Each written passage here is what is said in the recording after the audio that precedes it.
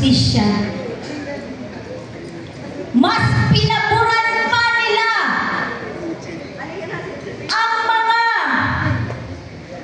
nagsusupply ng droga sa ating bansa.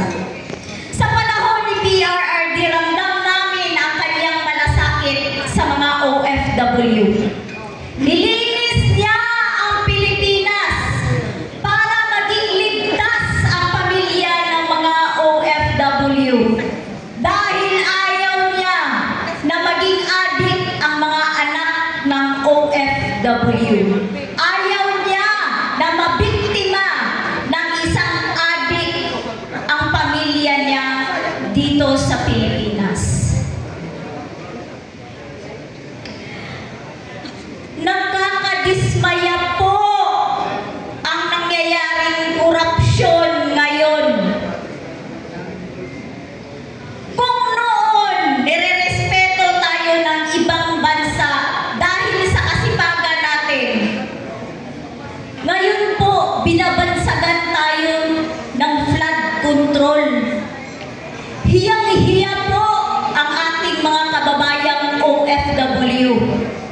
Noon, tinatawag nila tayo ng mga kabayan. Ngayon, ang tinatawag sa atin, flood control. Alam na alam nila ang korupsyon sa atin dito sa Pilipinas. Kaya po, nananawagan kami, President Bongbong Marcos, kung isa po kayong bangag, huwag niyo po kaming damayin.